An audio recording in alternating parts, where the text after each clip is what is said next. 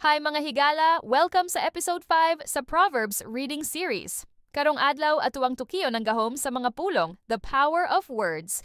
Kayang imong mga pulong pwede maghatag kinabuhi o magdala og kadaot. Bible reading, Proverbs 18:21. The tongue has the power of life and death, and those who love it will eat its fruit. Ang atong dila adunay gahom, makahatag kinabuhi o makapatay. Ang tawo nga maalamon gamiton kini aron magdala og kalinaw og paglaom. Dili nato masabtan usahay kung unsa kadako ang epekto sa usa ka pulong. Ang simple nga salamat o kumusta ka makapahupay sa kasakit sa usa ka tawo.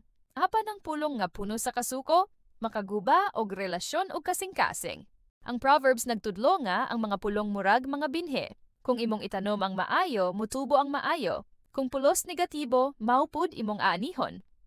Ask yourself today, unsa man ang klase sa mga pulong nga akong ginagamit sa balay, sa trabaho, o sa social media? Nagahatag ba kini og kinabuhi o nagadugang lang sa problema? Kung gusto nimo nga mausab ang imong kinabuhi, sugdi sa imong pulong. Speak blessings, speak hope, speak love. Kaya ang imong dila mahimong instrumento sa Ginoo.